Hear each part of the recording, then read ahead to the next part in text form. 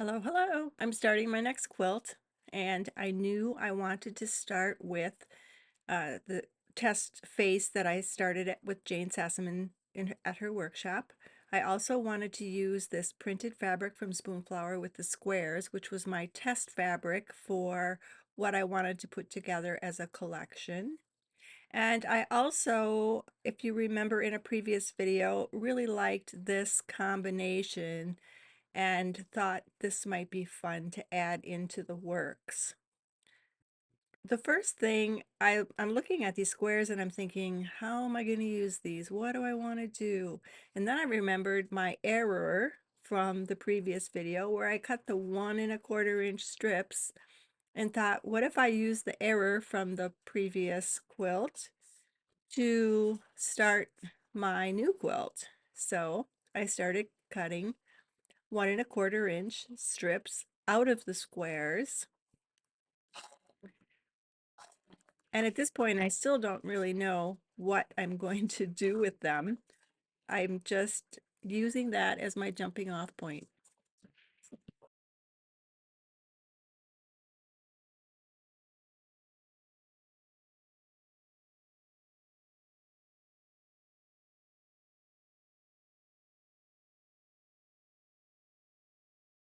So the next thing I am doing here is cutting strips out of this lovely, lovely cherry wood fabric.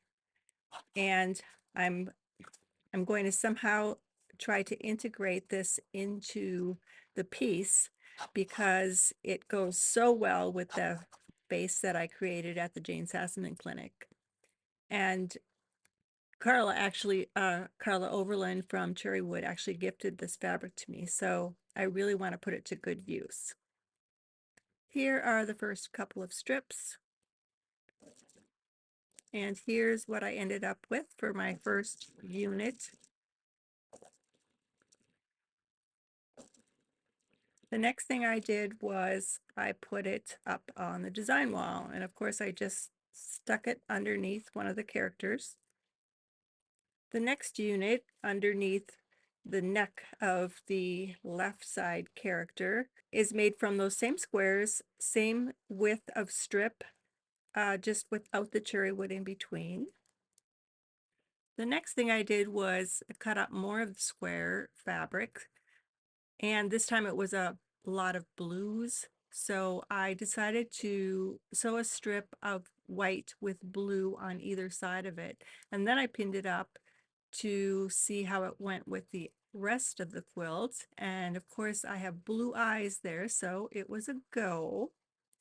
And when I had just one strip up, I didn't make any connections.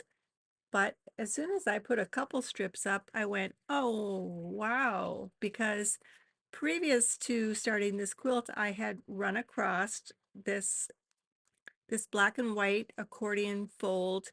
This was a college art problem that we had to solve, and I don't remember what the problem was.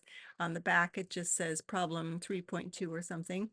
And I didn't want to lose it, so I just pinned it to the wall. Now, did that hanging there influence my decision on putting the white around the the colored stripe? I don't know. But it could have. There are parallels, no pun intended, to I think the work I did back in the early 80s to what how it's influencing me today. I find this kind of fascinating. Whether it's true or not, it's fascinating to me. After discovering this piece of work, I decided to look for the book that went with it. And so I dug through my library, and lo and behold, I did find it. This is the book that the assignment was from, and this was written by one of my college professors at the time that I was studying with him. And I do have work in this book.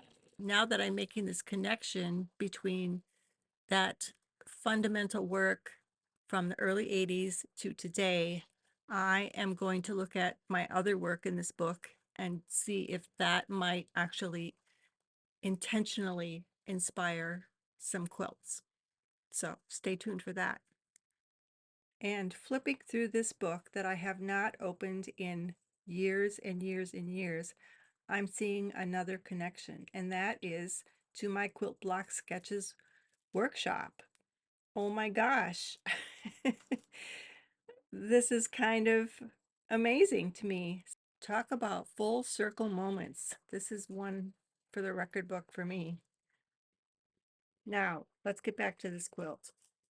I have to decide, how do I want to use these strips? Do I want to chop them up? Do I want to make more stripes?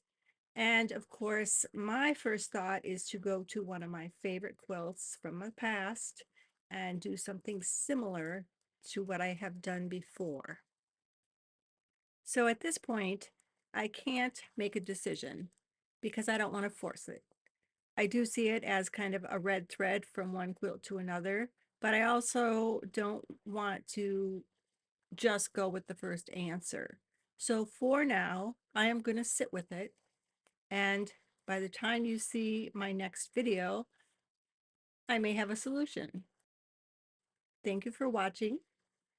I'm glad you're here, and let me know in the comments any thoughts you have about any of this. It's been kind of a wild ride this week.